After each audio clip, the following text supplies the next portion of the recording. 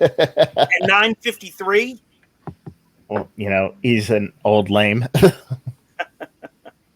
Sorry if I'm boring the shit out of everybody. No, I think this is pretty good. I like studied Wagner a little bit in in college, but I'll admit I didn't get that much into him because I don't know, I just gravitated more towards, like, I guess, quote, modern classical music. Yeah. But he definitely he definitely had like a sense of hugeness that's it definitely got an influence, especially on like fantasy and such. Oh my god, it's Now crazy. Gregor's not going to hear what I was going to close with. Damn it! Well, does he ever stick around to closing anymore? It was going to be all funny and junk. I'm sorry. Well, listen. Okay. Go ahead. Keep talking. I really love Rheingold specifically because, well, Rheingold and Sigfried both as operas are like very much where a lot of like all fantasy tropes are coming from, and you can see how the ring cycle is like in the same way that I'm kind of remixing all of Wagner's works into this, D&D influenced, lightly Lovecraft influenced kind of a story. There's also like the ring cycle itself is like such a complete and total remix of the Volsung saga and the Poetic Edda, which are two, really important works kind of in Nordic mythology. And it's super interesting. Just such a good story. But it's also really interesting too, because in addition to having this influence on the way we do modern fantasy stories, there's also kind of a tie-in where he's got these, super powered knights kind of who connect in. He's got like this fascination in other operas with the concept of Grail knights, knights either seeking out or guarding the Holy Grail. And then they're doing, they're basically like angels, in his universe, the way he perceives them.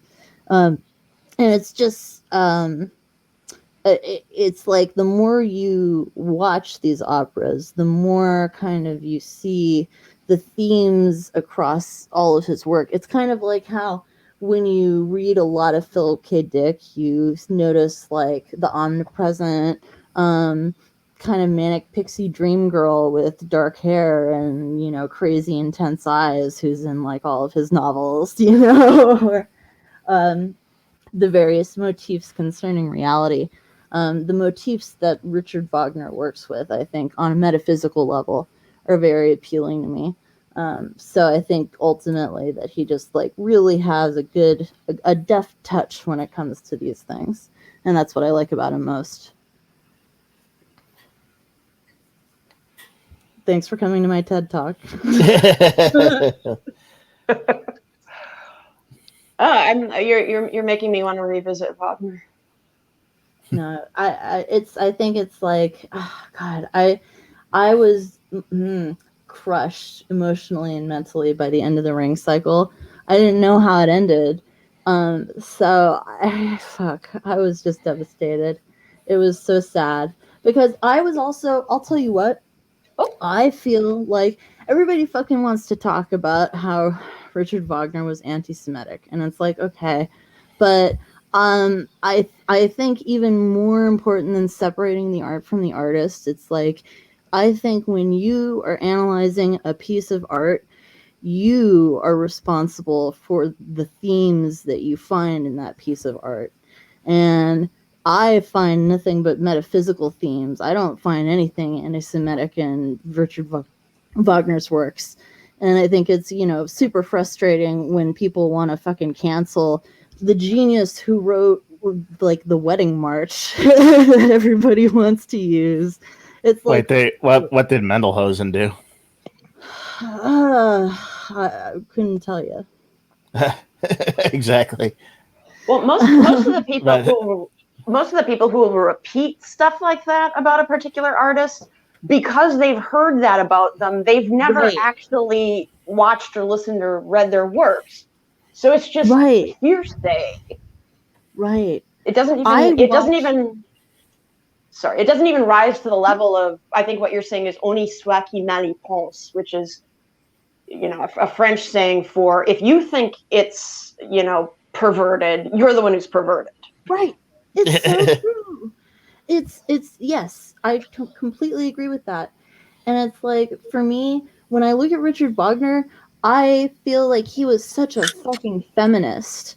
Like, one of the things that really first caught my attention about Valkyrie, aside from the music, was when at the end of the play, or the opera, excuse me, Wotan has condemned Brunhilde for her action of disobeying. She obeyed his true will, his personal will, but she didn't fulfill the divine will that she had to fulfill. And so because of that, she's being punished. And his punishment, he says, is that she's, instead of being this immortal warrior demigoddess, she now has to be condemned to being a housewife.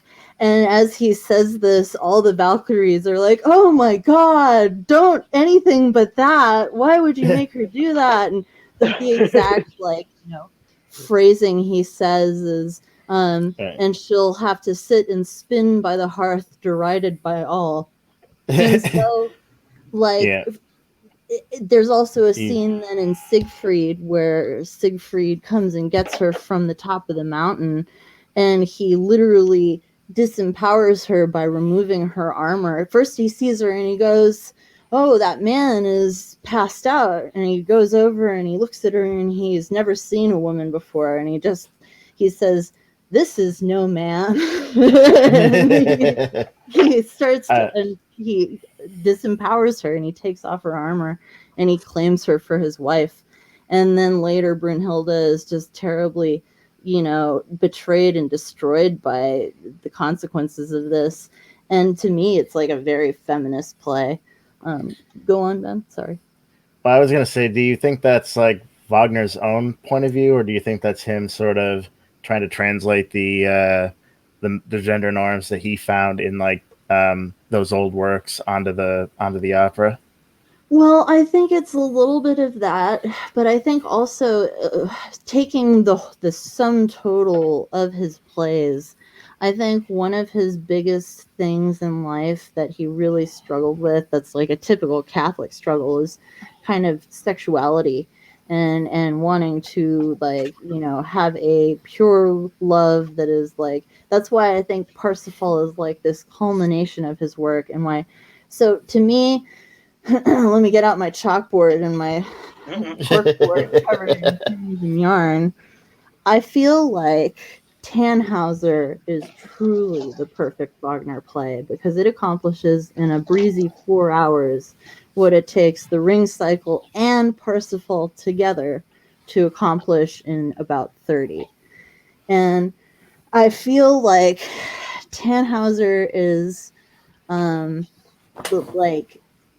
so basically, to summarize, Tannhauser is about a Grail Knight who is he comes awake suddenly at the beginning of the show from this trance state that he has been in while he has been in this netherworld with the goddess Venus. And he suddenly remembers everything that he's missing on Earth and his duty to God, and through protecting himself basically with meditation on the Virgin Mary, he frees himself from Venus, who says, okay, well, don't let the door hit you, but don't try to fucking come back, because if you do, I'm gonna laugh in your face. And he's like, okay, fuck you, bitch. See ya. The good Lord has me. The Lord is my shepherd. I shall not want. So Tannhauser goes out and he meets up with his old Grail friends, who are like, hey, it's Tannhauser. What's up, dog? We're so glad to see you. Why don't you come on back to town? And I think at first they actually might want to kill him or something. I can't remember. It gets kind of muddled in there. But so basically, long story short, he finds out that his old flame Elizabeth is still single, And in fact, she's not just ready to mingle, but she's about to be basically auctioned off to whoever wins the music festival contest that's about to be happening. So Tannhauser enters and he kicks everybody's ass. But he kicks everybody's ass so hard that he reveals through the passion of his poetry and his storytelling, you know, he's like, you mishy mashy, mealy mouthed, piddly bitches don't even know what real love is. You have no idea. It's like a slam poetry or like, you know, rap battle kind of a thing, but like from opera from the 1800s, and it's fucking amazing. But he reveals that he's been with Venus, and so they all want to fucking like kill him. So he runs away, and Elizabeth like pleads for his life, and he then has to become a pilgrim and like marches to Rome and all this shit. And Elizabeth dies for his soul and whatever. But the point is that that's basically the theme of the first part, is like the ring cycle, because it's showing kind of the ring cycle has such, as I mentioned, a very sad ending, and it ends like basically with the message that the pagan gods cannot offer the kind of any kind of salvation, and just kind of keep, it's why it's a cycle. You get stuck in this endless kind of a loop. And so Parsifal then directly draws on symbols that he has already established in the ring cycle, and he like kind of takes all of this forward into a very Catholic story. Parsifal is like the most Catholic story, Catholic opera I've ever seen in my fucking life, which is impressive because most of them are very Catholic. But it's like, it's interesting. Okay, so I didn't really know this until I started researching. The symbol of the swan is directly connected to the symbol of the Valkyrie. And in Parsifal, what happens is the fool, Parsifal, ends up coming to the attention of this brotherhood of monks because, being a fool, while out hunting, he shoots a swan, which is regarded as a sacred animal. And in the fourth opera of the Ring Cycle, Sigfried, who's supposed to be the hero, basically ends up causing the future suicide of his wife and his own death by his wife being a Valkyrie, Brunhilde, who, you know, like I said, he's already disempowered her. He ends up being slipped a Mickey love potion by this fucking, oh god, I hate these characters so much, they suck. This chick's name is Gudrun, I believe, and she is in love with Sigfried. And so her brother convinces her to give him a love potion. He falls in love with her and forgets Brunhilde, and then says to the dude who she is brothers with, that he will, or the dude who is her brother, he says he will dress up like this guy and go and woo Brunhilde for him. So it's like very confusing, but it's like using the old traditional opera switcheroo to basically like force the Valkyrie into marriage with this total stranger, when we've already established like she is like really in the beginning of Gondamarung, she is like so in love with Siegfried. It's like so passionate, like you feel it in the music, the love she has for him. And then this stranger comes and like claims her instead. And then she finds out that that stranger was Siegfried in disguise. And she finds this out in front of a whole court of people. Everyone in the royal court is like there to witness her humiliation. And she gets so fucking mad. And, you know, does all this crazy shit that happens in this final opera that basically causes the apocalypse just a little. So it's like really fucking intense, but at the same time, She commits suicide, right? What's that? You said she commits suicide, right? Well, because what happens is Siegfried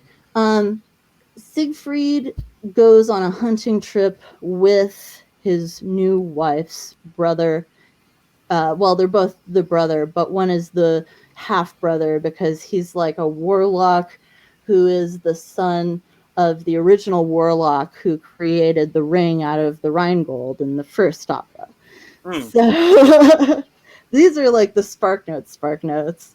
It's a long series of operas. So It's very well thought out.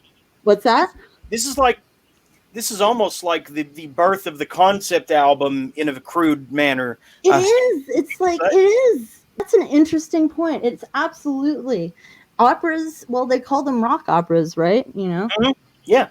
So, so Sigfried goes on a hunting trip, and it's important that I should note too that the reason why Brunhilde finds out that all of this happened is because in the third opera, Sigfried kills a dragon named Fafnir, who has the ring that was made out of the Rheingold. And this is like the all-powerful ring, whatever. So, having killed Fafnir, he claims the ring, and in the beginning of the fourth one, Twilight of the Gods, he gives the ring to Brunhilde. Out of, just like a gesture, right, of love or whatever, and that he'll be back. And so he does all this shit, and Brunhilde then recognizes the ring on his finger, and it is like, oh, well, if you... so what happens is when he comes to her in disguise, she has to give up the ring to him because he just fucking takes it because he's an asshole now. And so what ends up happening is when she's in front of all these people, all confused and upset and trying to figure out what happened, she sees the ring on his finger and is like, bitch, you gave it from me and you took it from me. And, that was clearly just you in disguise. And this dude I'm with is just some fucking chump. What the fuck is even going on?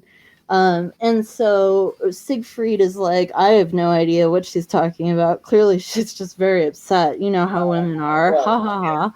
What a dick, yeah. Yeah, he's such an asshole. And so he goes on this hunting trip. And the Rheingold was once guarded by the Rhine Maidens, who have the opening song in the Das Rheingold. And it is like just one of the most beautiful fucking songs. It's so just like, the opening to Das Rheingold is all you need to hook you. It's beautiful. Now, are the Rhine Maidens kind of like the Furies or the Fates? Yeah. Okay, so it's interesting. You should make that connection because there are three groups of magical women that appear throughout this series, and it's the Rhine Maidens, the Valkyries, and the Norns. And the Norns are the Fates, kind of. And so the Rhine Maidens are kind of a little bit hard to explain. They represent kind of like a very unconscious element of like a pre-conscious anima state. They're like a mermaid or a nixie, and their job is to guard the Rheingold and to guard kind of this primitive root consciousness, and to keep it out of evil hands, which of course they fail to do because they're little bitches. So I should probably, God, I'm giving like a whole lecture on this. I'm sorry. I hope this is interesting. That's fascinating stuff. This is my first exposure to any of this, so yeah. Okay, so in Das Rheingold, it opens up with this beautiful song, and almost immediately this fucking troll, this literal incel called Alberic comes on the scene and is like, I heard you girls are gorgeous and I want a piece of this action. And I know with 3 ladies here, one of you has got to be my wife. And they're like, oh, sure, come up here and try us. And they're like fucking slapping him back down the hill and making him climb and then knocking him over and all this shit. And they're really being shitty. And then the dawn rises and they're like, oh, sister, look, here comes the sun down into the waters of the Rhine. Look at the way the Rheingold sparkles like a second sun in the water. Let's just watch it like we do every morning. And so they're watching their Rheingold shine, and it's beautiful. And Albrecht is like, what's that? And they explain to him that it's like this powerful gold that their father, who's probably Wotan, gave them to look after. And so they explain further that it's like all powerful, and that if someone were to claim it, they could potentially make a ring from it if they would scorn love and reject the very notion of love. So it's like literally like you can create the ring of power if you're an ultra incel. It's like the concept that we're presented with, and Albrecht's like, okay, sign me up. Is it like the idea that if you don't lose your virginity before 30, you turn Yes, into a wizard? that's what I always think of. This is what I always think of.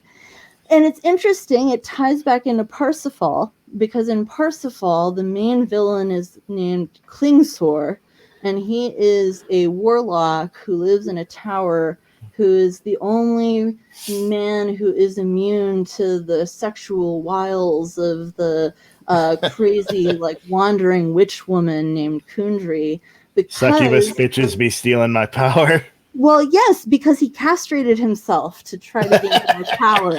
And so it's like a recurring, like, she's like making fun of him a lot during the middle part.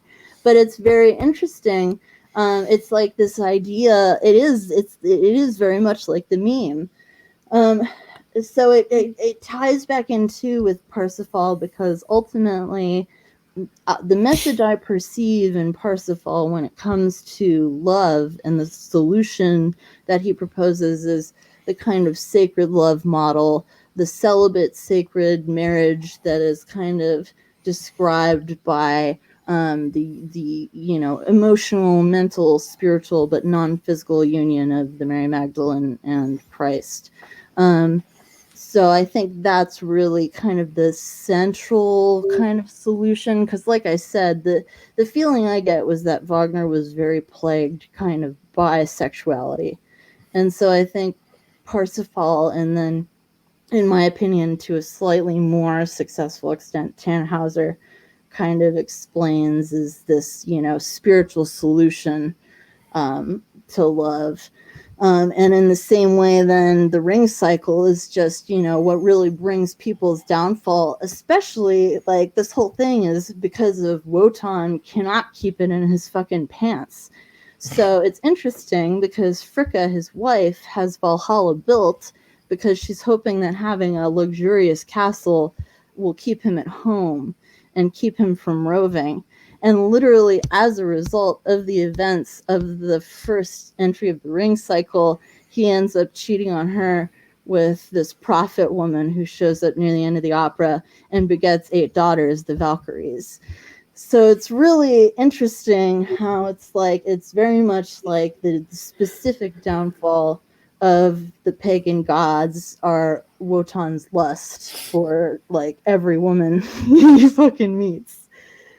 So that's definitely the most interesting part. I mean, it's like, God, no, there are so many interesting parts. I can't even say what the most interesting part is. Why not? Just can't choose. Yeah, I think I can't choose. I think that once, like, I could think about the leitmotifs. I mean, like, he was really just thinking on another level for his time. What really, it's weird for me to sit down sometimes and think a man had to think this music into existence. Like, this is intense shit. I mean, it is just so, like, powerful and novel for its time and so creative.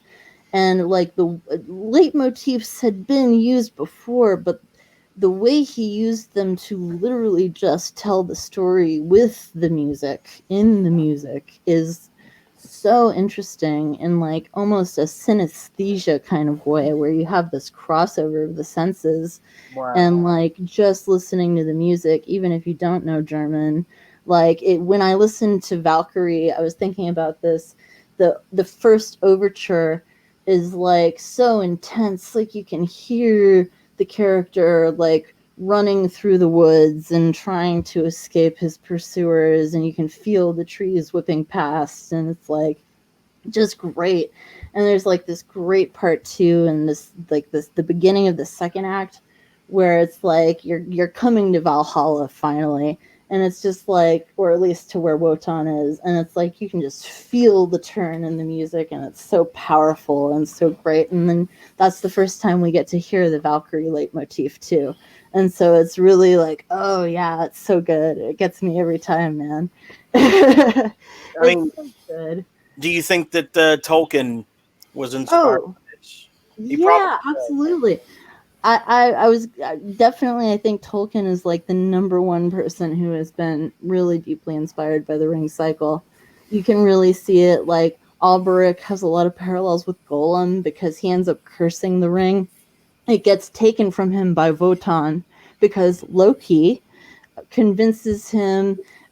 Okay, so this part is so funny about Rheingold. This is again what ends up happening is Wotan builds Valhalla at the behest of his wife, who wants to keep him at home.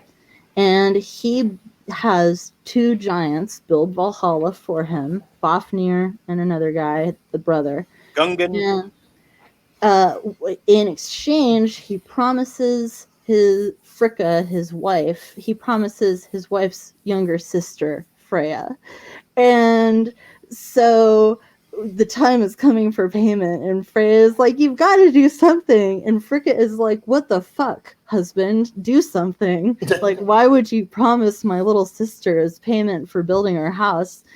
And so what ends up happening is Loki shows up and is like, okay, no, I've got a solution. So what if we go ahead and get this ring off this incel troll I know about, who's enslaved all these little demons who are now getting him all the gold out of the ground because he's got this magic ring that just shows him where the gold is, and he takes it. And so I think it would be like really just great if we could get his ring and his gold, and we could, solve this problem. So they go and they basically, this is where Wotan also becomes a trickster god. And he, basically ends up tricking, he lets Loki rather trick Alberic into turning himself into several animals in kind of like a Proteus sort of a way. And then finally he like turns himself into a frog, and they catch him in a box. And they take him out and they make him give up the ring. And Wotan gets the ring, and he immediately wants to keep the ring. So it's very much like the Ring of Power and Lord of the Rings. And he like really has to be convinced to give up the ring in exchange for his sister-in-law. And he's really not happy to do it. But when they're taking the ring off of Alberic, Alberic curses the ring. And he says, anyone who possesses that ring and has that ring touch their finger, let their life be like nothing but despair, and so of course that ends up happening because the gods have their downfall eventually. So that's very interesting just conceptually, and it's just like it's so just like tightly written. It's like it doesn't seem like it is, but it is, because there is a lot in there. But it's just that's the way it's got to be. And so all of this is to say that this Ring of Power eventually is on Sigfried's finger when he dies, because he gets killed in a very tragic scene. Siegfried's death is a very famous piece of music that Wagner wrote. And Siegfried gets given a potion that restores his memory of all of his crimes against Brunhilde, and how he loved her so passionately and she loved him, and all of his adventures and all this shit. And he remembers it, and then he gets killed instantly. And it's horrible. It's so sad. It's like what ends up happening then is he gets, I'm like, So the first time I see this, I'm like, okay, any minute now, Wotan is going to come in and resurrect him because that's how these stories go. And it like didn't happen, and they bring the body back, and they're like, I'm like, okay, now it's going to happen. And there's this part where Brunhilde comes out and has a big kind of confrontation with everybody. And I'm like, yep, any minute now, one of the gods are going to show up, and Sigfried is going to come back, and they're going to live happily ever after. And Brunhilde's like, build a funeral pyre for my husband, go on. And, I'm like, okay, any minute, what's going on? Where's Wotan? Yeah. And so then she has the pyre built, and she calls in her magical horse, and she's like, we're coming, baby, basically, and gets on her horse, and they run into the fire, and she self-immolates along with the horse and her husband, and there is no salvation, and the waters of the Rhine rise, and Brunhilde has already, I think she either throws the ring into the Rhine or it falls into the Rhine as a consequence of the funeral pyre, so the Rhine maidens are able to get it, and the whole world is, drowned by the Rhine, and it's just like this, apocalyptic kind of Noah's Ark almost scenario, right? And the last part then is the leitmotif that we came in on in Rheingold of the Rhine maidens singing, and there's also a scene of either Alberic or Alberic's son trying to grab for the ring. So it's very much it's specifically itself a ring. And it's really just it's such a phenomenal piece of work where it's every part is perfect and completely thought through, and so just incredibly powerful that it's just talking about it gives me a little piece of catharsis pie. It's so powerful. It's a great work that I think everybody should take the time to experience at least once in their life. Gave it a great review. You're echoing, Jeremy. And we're all echoing. Why are we echoing? I don't know. You run the shit. I got echo cancellation on. Echo. Nope, no more echo. It's gone now. It's and muted. Yeah, I think the power of Regina's enthusiasm for Wagner just broke everything. Sorry. I hope that doesn't mean that Anne's going to echo when she comes back, because I actually had some more stuff to. I mean, on one hand, we have this great musical storytelling lesson going on about the Valkyries and the it's okay. and all this, and on the other hand, we've got Anne dealing with neighbors that are apparently fist fighting. Well, Valkyries are warrior goddesses. Intersectional. It's an intersection. I hate to use the term of highest and lowest class of culture. It's not Anne's culture, but the neighbor's culture. Yeah. Opera used to be considered very low class in some circles, just because all theater is considered kind of weird by certain religious circles, I guess. But bye, Anne. Come back. I think she said she'll be back. Yeah. Well, I was gonna say, yeah, I think it was kind of a case where, especially because theater people, they used to be seen as suspicious because they basically lie for a living. And it was seen as sort of mass entertainment. I know Shakespeare was viewed that way, and they viewed poetry as being the highest art form. Yeah. Shakespeare wanted to be a poet, and Shakespeare's plays were pop culture at the time.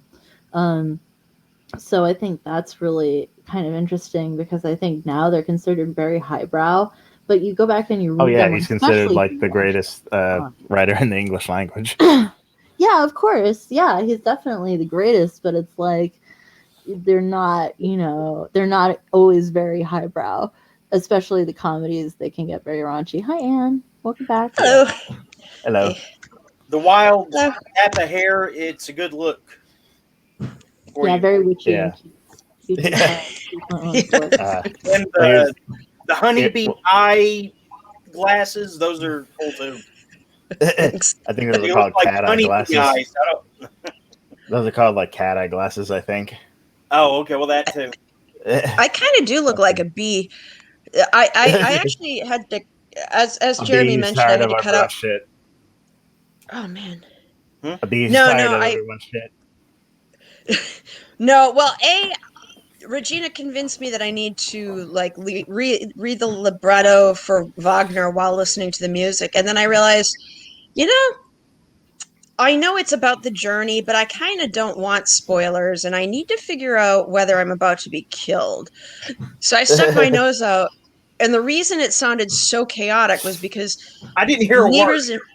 I didn't hear What's a that? peep. I didn't hear a peep from you. I think she muted it before that. Yeah, I muted it before that.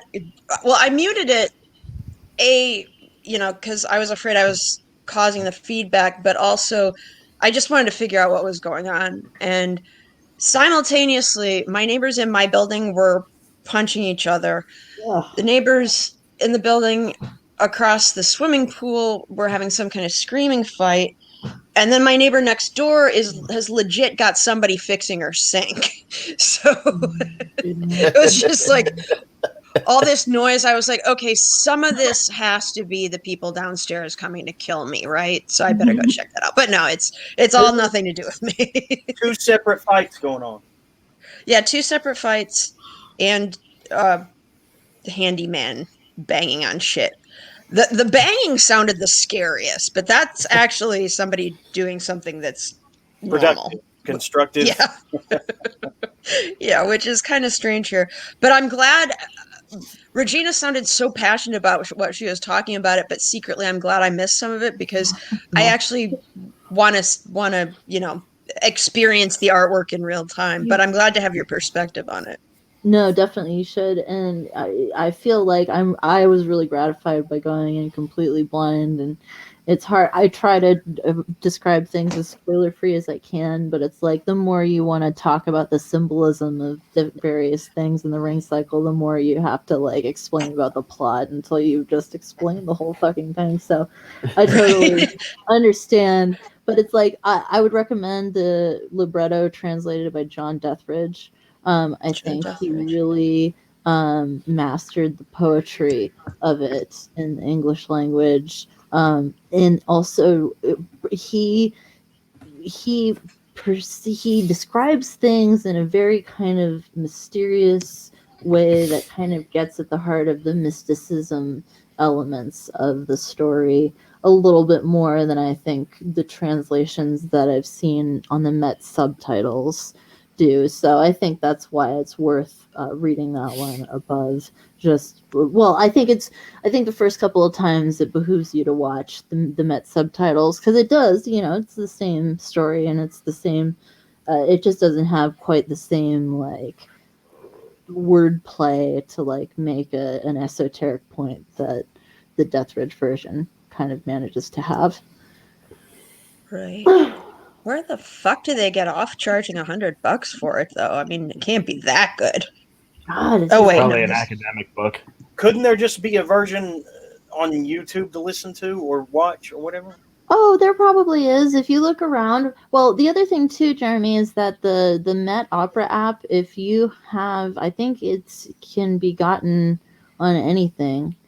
And they haven't had a Wagner week in a while, so I wouldn't be surprised if they had one coming up sometime in the next couple of months. But I think Metro what? What's that? Metro what?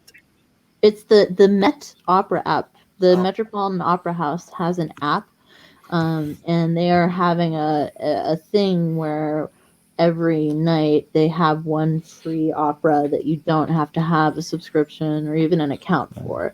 You can just go in. Met Opera on demand? Yes, and you go to their free preview mode, and you just kind of watch whatever opera they put up. And tonight's is De Valkyrie. So we just watch, whatever they put up usually, at least a few minutes, but mostly the whole thing. It's like we've seen a lot of what they have at this point, which is kind of remarkable because they have obviously quite a library of titles, but they've been doing this for over a year now, every day, something different. So eventually you're bound to see everything if you just sit there and watch it.